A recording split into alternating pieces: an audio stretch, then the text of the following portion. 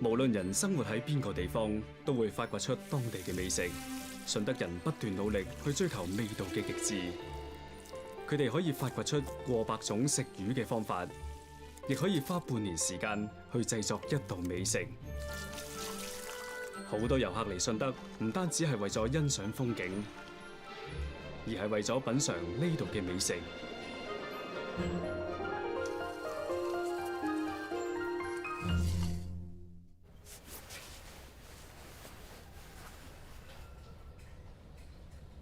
佢係水鄉嘅名人，但係好少人知道佢嘅真名。就嚟中午，佢準時喺門前面迎接慕名而來嘅遊客。總統好，總統好！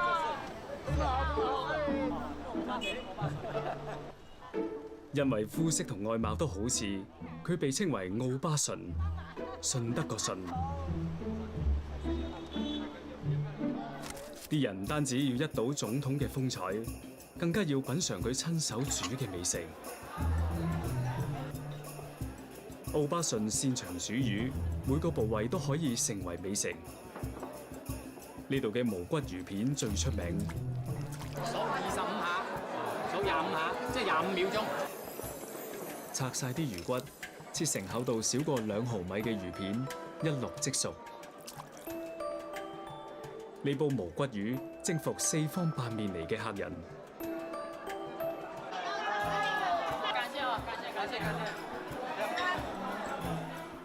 同總統合照係魚宴嘅最後一道菜。每日都有超過2萬個遊客嚟到順德，品嘗美食係最重要嘅目的。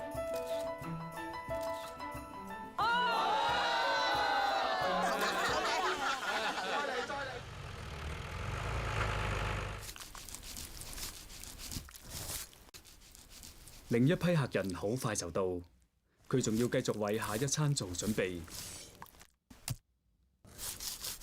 順德人食魚嘅方法有好多。魚生喺中國有悠久嘅歷史，從唐宋延續到今日。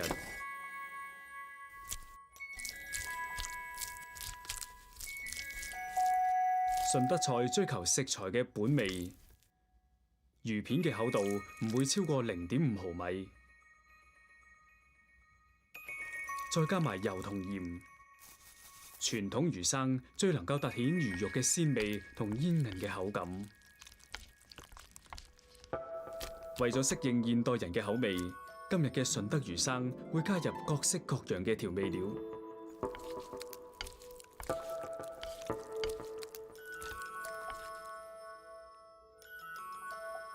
水鄉人家擅長發掘魚身上每一個部位嘅好食之處，魚皮含豐富膠質，煙韌彈牙，適合做涼拌。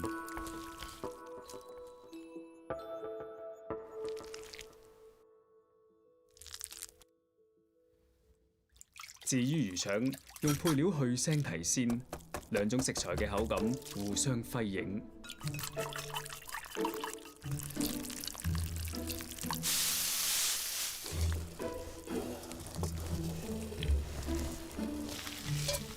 魚骨亦唔會嘥。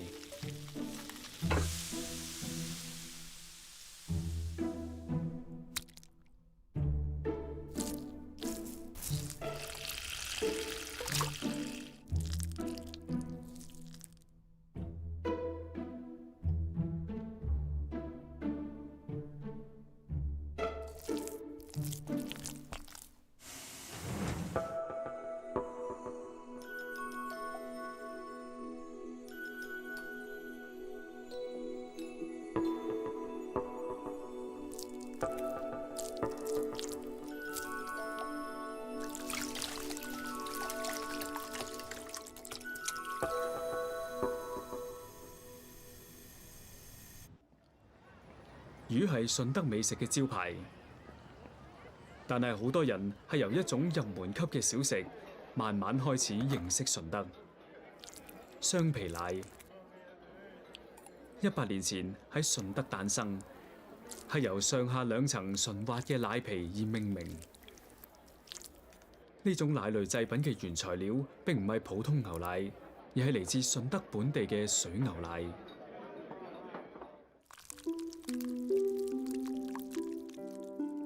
順德水牛奶乳脂含量高達8%，係普通牛奶嘅2倍，水分少，奶香特別濃郁。當滾咗嘅牛奶接觸到碗同空氣嘅時候，會迅速冷卻，脂肪粒子浮起，形成又密又厚嘅奶皮。倒出牛奶，令第一層奶皮黐喺碗中，將奶、蛋白同糖撈勻，重新倒入碗，隔水燉20分鐘，第2層奶皮就會形成。呢個就係遠近馳名嘅雙皮奶。雙皮奶係順德人引以為傲嘅美食，但係佢哋冇因為咁就滿足。19歲嘅金金喺度試緊新嘢，為咗研製出最好味嘅奶類製品，佢用咗唔同種類嘅椰子。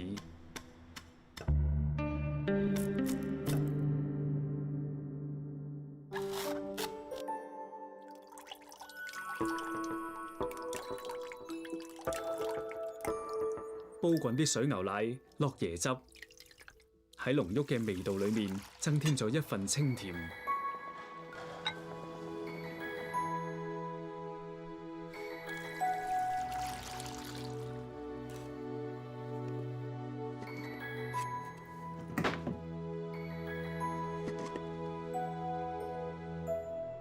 雪凍之後會變成爽口嘅奶凍。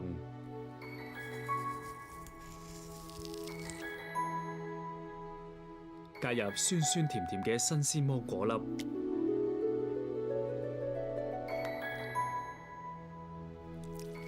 就會成為水牛奶嘅新潮版。金金叫佢做椰奶凍。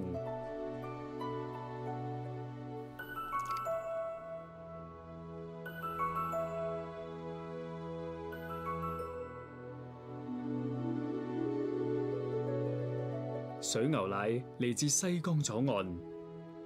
順德水源充足，草木茂盛，自古就有養水牛嘅習俗。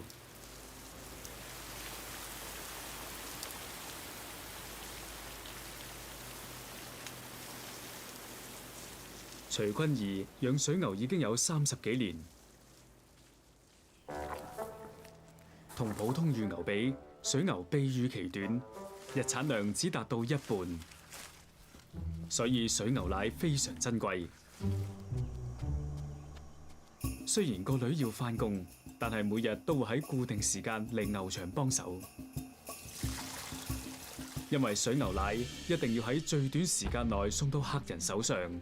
如果超過2個鐘，啲牛奶就會變味，所以全家人都係鮮奶速遞員。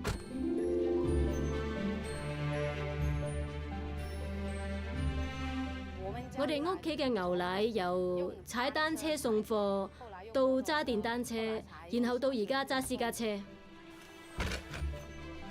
徐家嘅水牛奶每日沿住相同嘅路，喺呢座城市流動咗30年。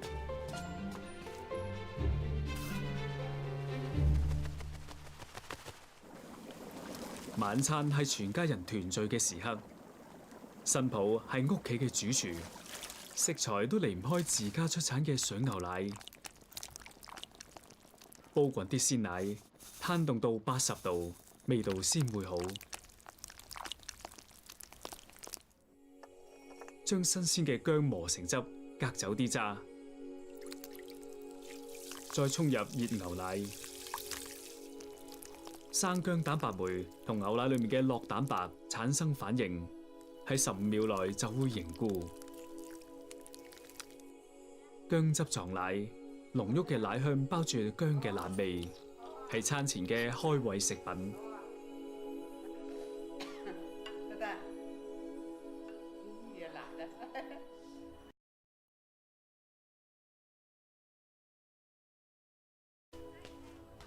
仲有一道主菜，一定要徐坤儀處理。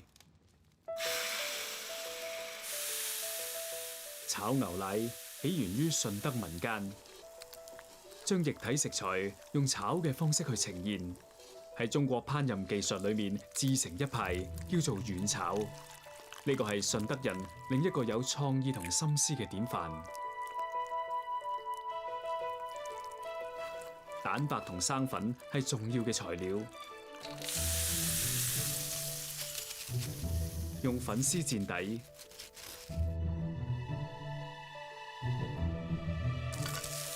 鮮蝦仁同火腿粒會帶嚟豐富嘅味覺層次。炒牛奶好考廚師嘅耐性同對火候嘅掌握。牛奶蛋白對高溫特別敏感，一遇熱就好易變燶。一鏟一堆，每轉一圈就完成一道工序。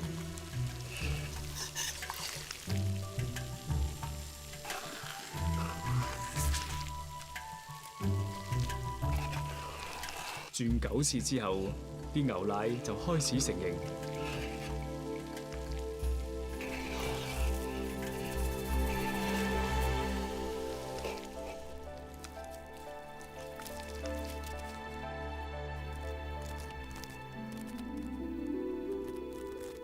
蟹子、欖仁同牛奶融合，帶嚟驚喜。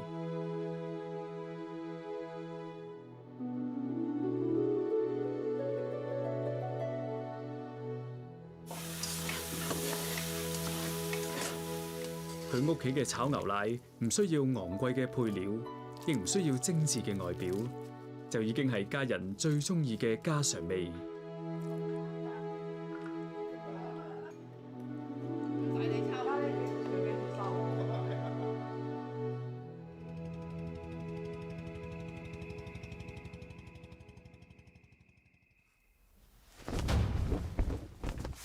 順德各式各樣嘅美食，來源係一代代廚師精心嘅研究同富有耐心嘅歷練。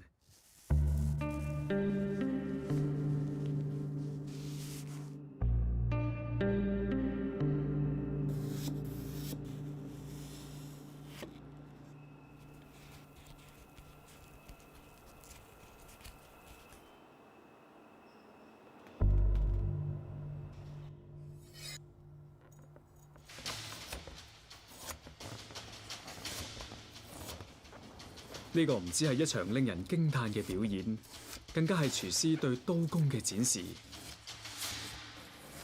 力度同節奏嘅控制唔可以有絲毫偏差。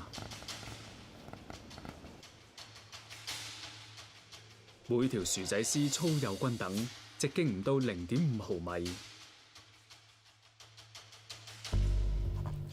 直徑2.5厘米嘅水蛇，盡可能要多啲蛇肉。蒙住對眼，更加係對心智嘅考驗。令人讚嘆嘅刀工，並唔單止係為咗炫耀技術。喺廚師之鄉，每一位令人尊敬嘅師傅，都需要經過漫長嘅訓練。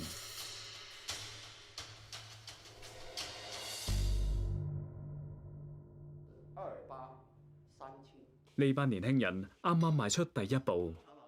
佢哋係順德職業技術學院烹飪課程嘅學生。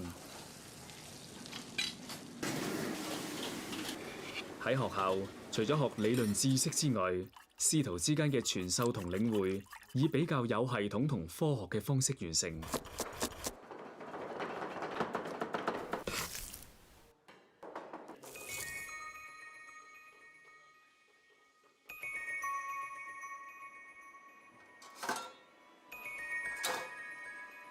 今日係期末考試，啱啱入學半年嘅黃正亞將會同佢嘅同學一齊展示幾個月苦練嘅成果。今日係我哋呢個學期最後嘅期末考試。我哋今日嘅考核項目主要係蓑衣青瓜。蓑衣青瓜係佢哋遇到嘅第一個難關。呢個係一個專業廚師一定要掌握嘅基本技能。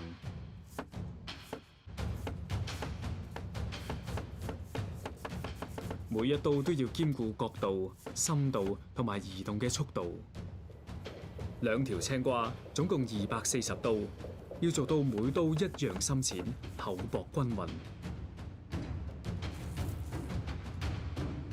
好，夠鐘。我哋嘅考試已經完咗啦。展示成果嘅時刻到啦！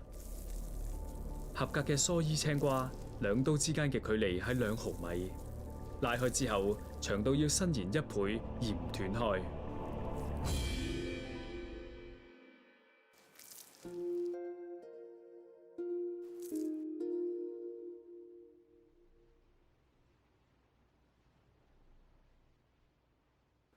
我哋除咗黃正雅以外，其他同學都通過。黃正雅同學呢個作品，我哋需要做一次補考。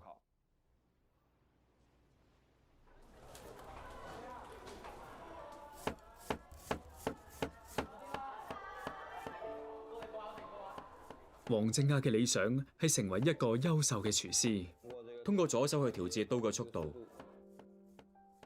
呢邊嘅間距已經好均勻啦。佢知道自己仲有好長嘅路要走。順德個個都識下廚，每個人對烹飪都有自己嘅理解。除咗學校，喺屋企都有廚藝嘅傳承。葉柏松今日要將自己嘅拿手菜傳授俾個女。14歲嘅葉遠興第一次接過爸爸所用嘅刀。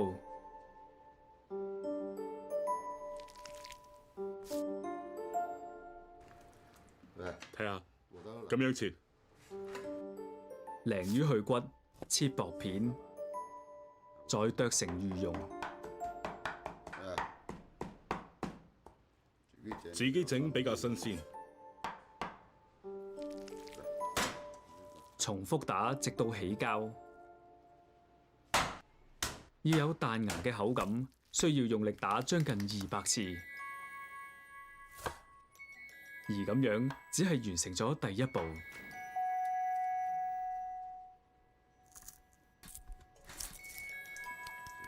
涼瓜同辣椒去核，魚蓉放喺中間做餡，當地叫做釀。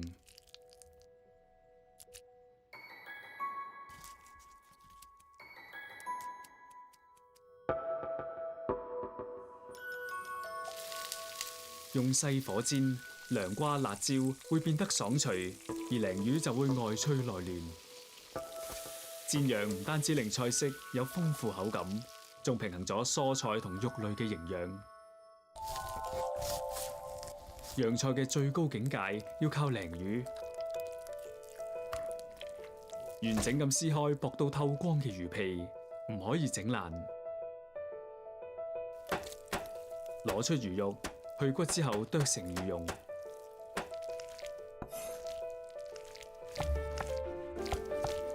火腿、冬菇、馬蹄同煮熟切碎咗嘅花生，再加入粉絲吸收多餘嘅水分。人手打會令魚肉凝結成網狀，彈性更好。再將加咗工嘅餡釀落魚皮度。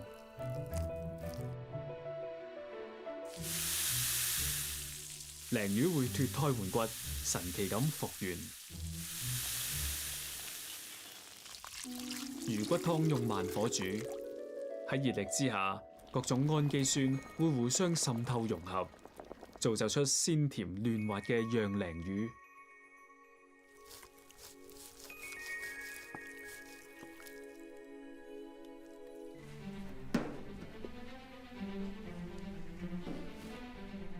到咗新學期，關鍵嘅一刻即將來臨。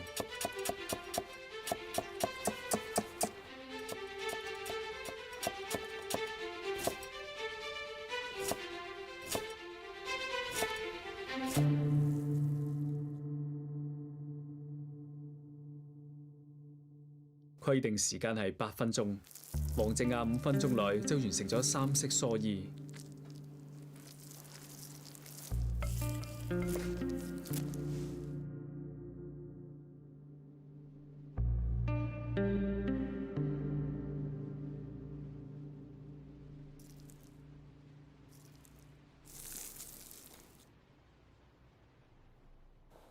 刀工好均勻，可以拉長縮短，達到我哋嘅要求，超過我哋嘅標準，應該話係好好。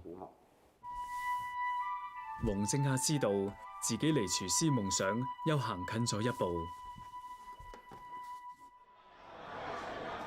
順德有8000幾間餐飲企業，大約有8萬個廚師，平均每30個人裏面就有一個職業廚師。無數人好似黃正亞咁，需要經過嚴格嘅訓練。佢哋憑住一身廚藝行走江湖，將順德美食帶向各地，樹立粵菜嘅典範。紅案廚師、白案廚師、刀工、火候，全部都要鍛鍊一世。除咗技藝，更重要嘅係佢哋無時無刻都喺度用心表達自己對事物嘅理解同尊重。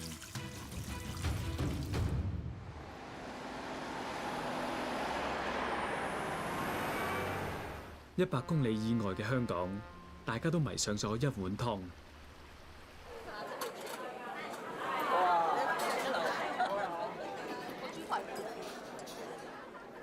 鮮甜香濃嘅豬肺湯係鋪頭嘅招牌菜，工序又需時又繁複，啲食家都知道要飲呢碗湯一定要提前預訂。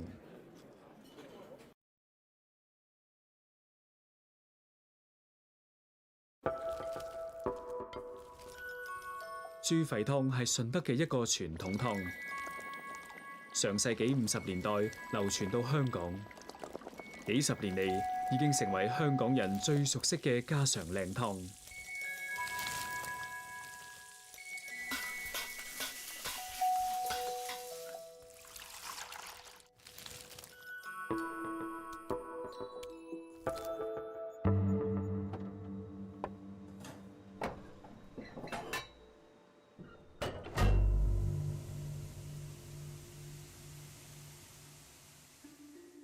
用4個鐘燉，撇走表面嘅油，再用白菜膽提鮮。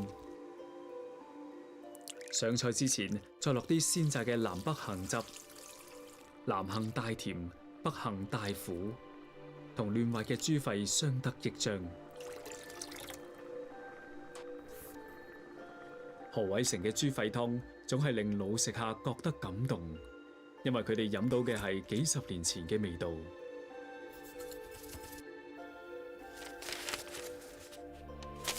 何偉成嚟自順德，喺香港做咗廚師30年，而家係呢間酒家嘅主廚。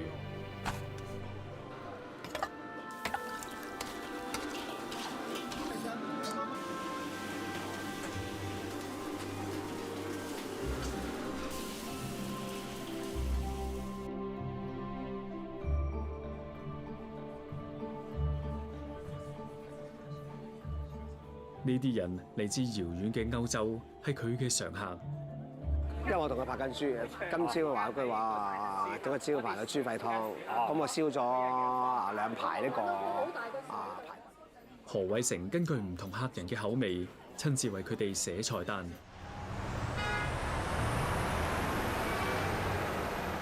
有中國人嘅地方，就有順德廚師。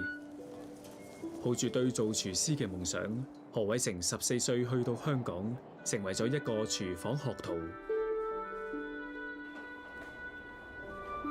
我哋做廚呢個有個口頭禪咧，就學無止境。咁我跟咗好多個師傅去做每樣嘢，做到我而家咁，我都係要一路咁去學習人哋新嘅知識啊，同埋所有嘅料理啊。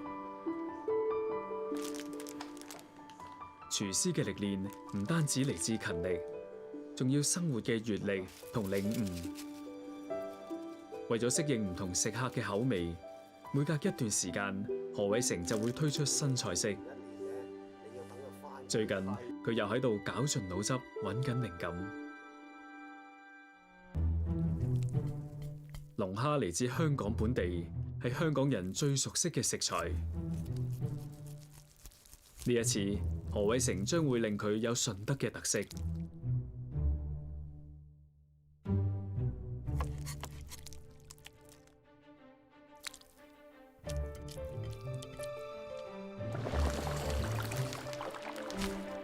炒芽菜難在控制火候，由生轉熟嘅時間唔超過10幾秒。火候唔夠會有豆嘅澀味，但太大火又會煮到爛同出水。龍蝦、芽菜同蛋漿混合，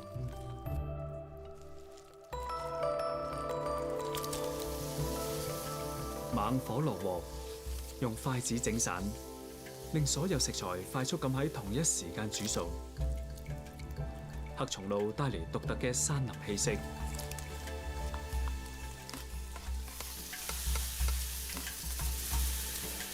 食材表面會變金黃色，鎖住水分。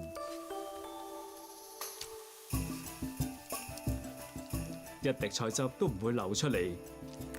呢個係順德小炒嘅精髓所在。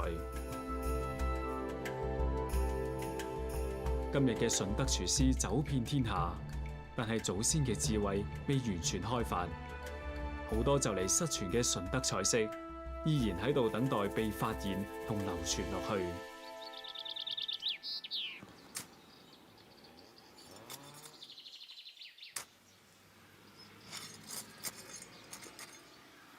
農曆5月，譚永強好似上年咁種菊花。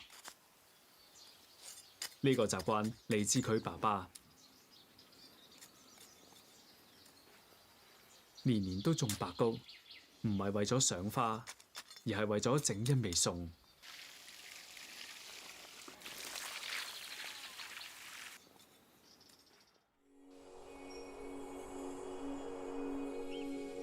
順德位於亞熱帶，全年都好暖，不斷開花。隨住四季嘅變化，唔同種類嘅花會喺唔同時間盛放。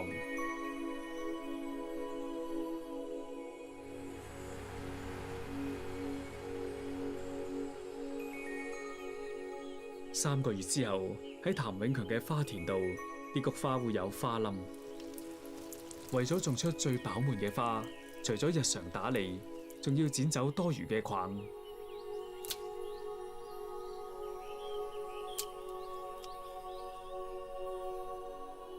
好快就會有美食誕生。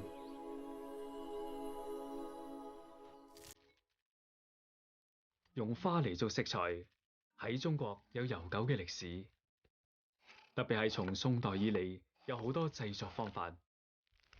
喺不斷探索新食材嘅順德廚師眼中，以花入饌最能夠滿足順德人應節嘅心，同體會對自然嘅追求。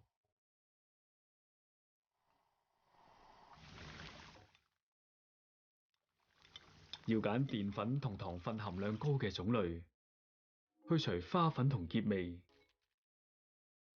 用花嚟做食材，喺中國有悠久嘅歷史，特別係從宋代以嚟，有好多製作方法。喺不斷探索新食材嘅順德廚師眼中，以花入饌最能夠滿足順德人應節嘅心，同體會對自然嘅追求。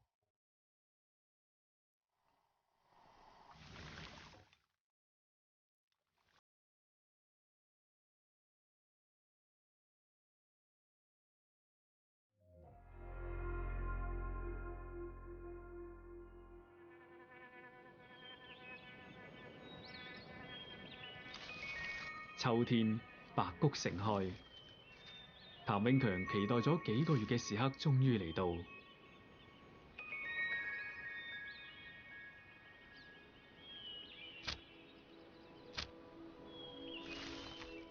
從最飽滿嘅花當中揀出展開嘅花瓣，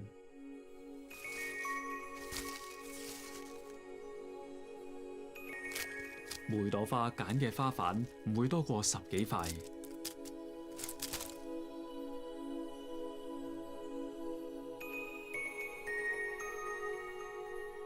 但係菊花其實只係呢道菜嘅配角。而家係水蛇最肥美嘅季節，譚永強要煮一道應節食物——菊花水蛇羹。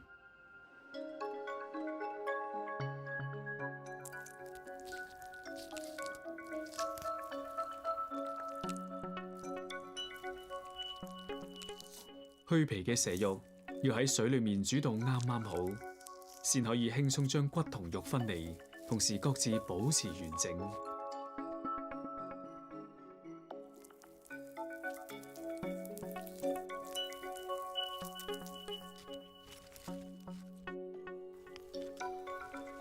拆落嚟嘅蛇骨同蛇皮都係呢個羹嘅原材料。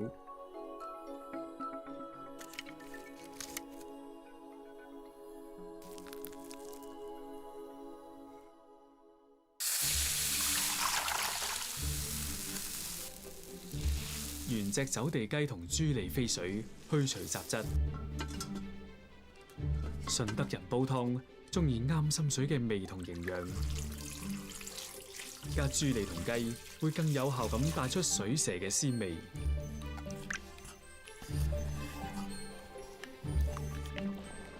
大火煲半個鐘，高溫會令肉類嘅脂肪同蛋白質釋放出嚟，個湯由清轉濃。再用中火煲90分鐘。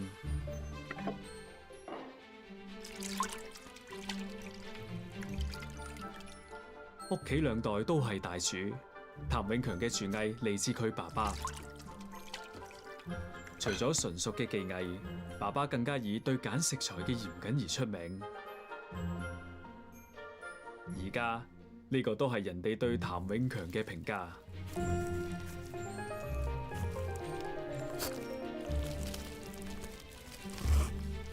每一步，譚永強都嚴格遵守爸爸嘅教誨，努力去煮出當年嘅味道。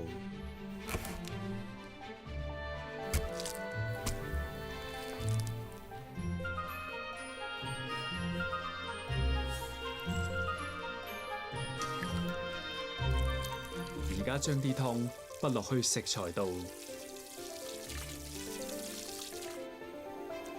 ，10幾分鐘之後，開始收湯水，啲味融合起嚟。食材本身鮮甜濃郁，只係需要落少少鹽調味。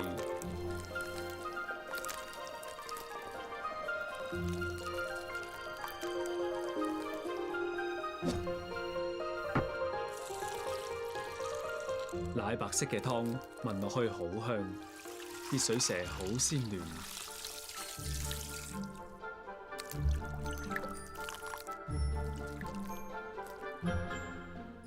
呢個時候，菊花正式出場，帶出呢個羹嘅精髓。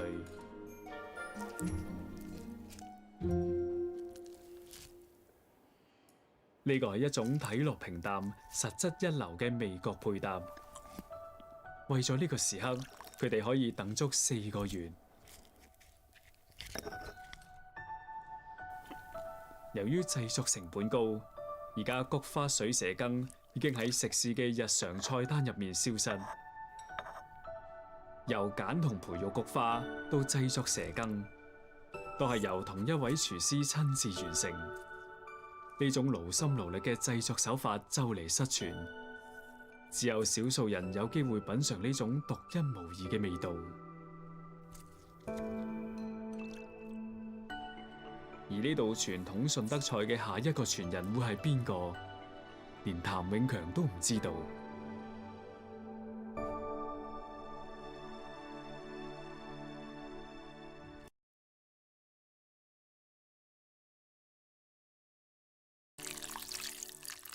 仲有一道菜都係同樣出名複雜，乾鮑魚浸15個鐘之後，同排骨、雞件跟次序堆疊，再加入預先熬好嘅豬骨上湯，持續燉20個鐘，等鮑魚嘅膠原蛋白分解，變得柔軟潤滑。期間要不斷補充蒸發咗嘅水分，要令鮑魚俾湯水浸住，唔會因為缺水而收縮。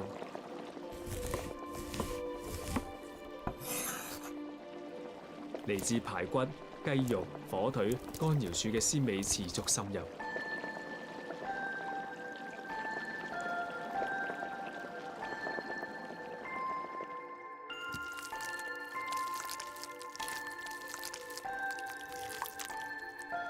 鮑魚裡面嘅溏心係高品質嘅標準。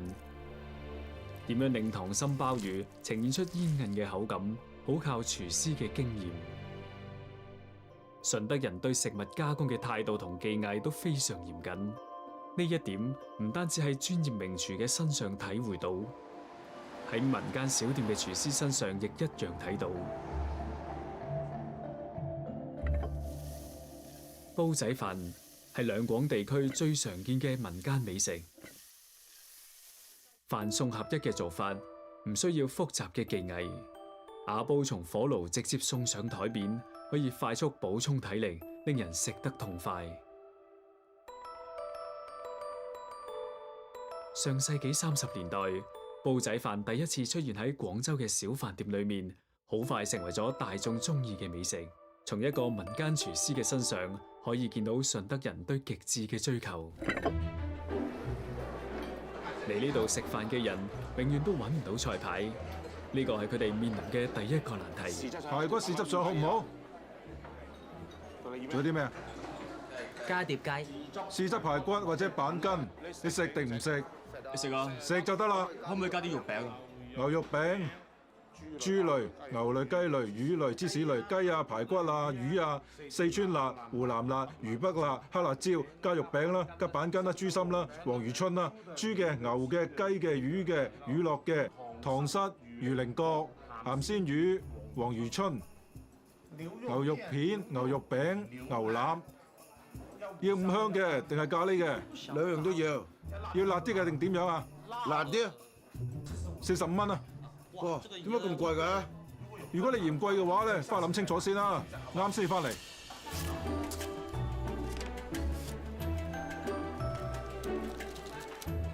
牛展間鋪頭唔夠20平方米，8張台仔，但食客流量好高。粗魯豪放嘅服務方式係嚟自牛展對自己手藝嘅自信。微風撲面，路隨我走，呢先叫自由。選擇以電單車作為交通工具，自由穿梭喺錯綜複雜嘅橫街窄巷，佢就可以喺最短時間到達要去嘅地方。喺呢個城市，冇人比牛展更了解大大細細嘅街市。每日上晝，佢都會花2個鐘喺幾個街市中穿梭，只係為咗揾到最中意嘅食材。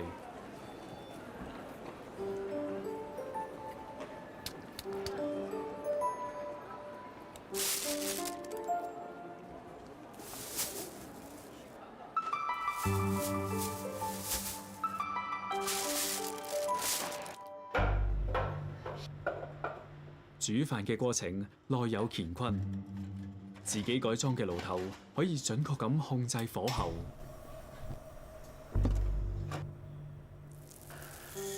米粒又細又長，煙韌彈牙，儲存咗大量香味物質。用猛火煮到滾，再改用細火慢慢焗，直到表面嘅水分啱啱收乾。下層保留嘅水分將會用嚟蒸餸。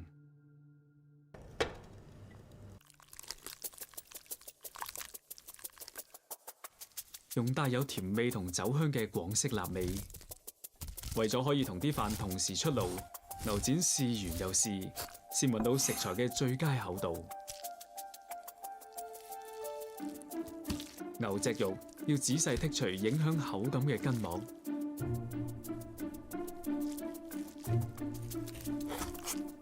再用雙飛刀法切成大而薄嘅肉片，保證肉質柔軟易熟。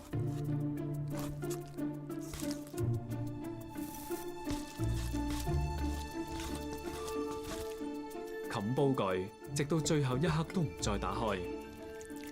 由於冇辦法觀察煲入面嘅變化，所以要靠牛展10幾年嘅經驗去控制火候。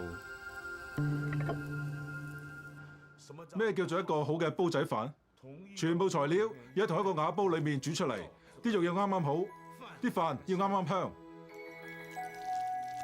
喺一個瓦煲裏面，包含住白飯嘅3種境界。上層嘅米飯充滿肉汁，濃郁煙韌；中間嗰層晶瑩剔透，保留原有嘅米香；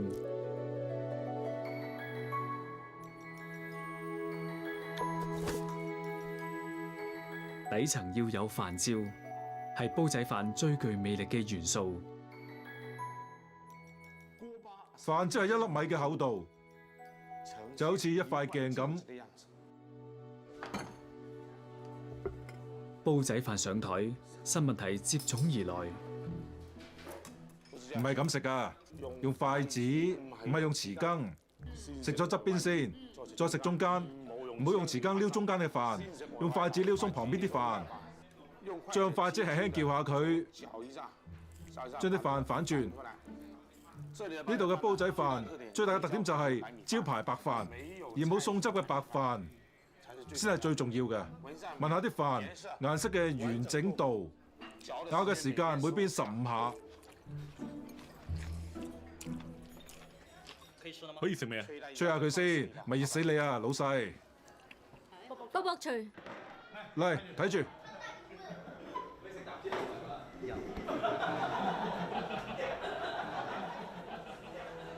每一煲煲仔飯，牛展都親力親為。鋪頭10幾年嚟都冇擴充過。可以咁耐以嚟一直生存，做自己中意嘅事，呢個就係最大嘅福氣。10幾年嚟對鑽研一種美食嘅執着，咁樣嘅小店喺順德隨處可見。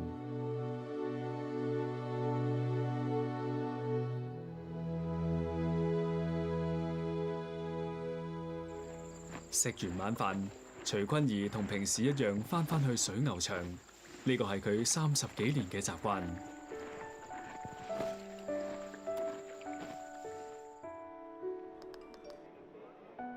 金金嘅椰奶凍受到好多人歡迎，佢開咗自己嘅第一間鋪頭。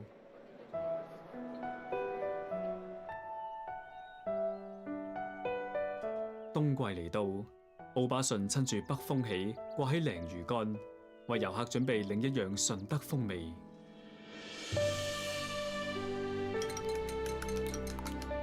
何偉成開始新嘅嘗試，將嚟自世界各地嘅食材融入傳統嘅本地菜式。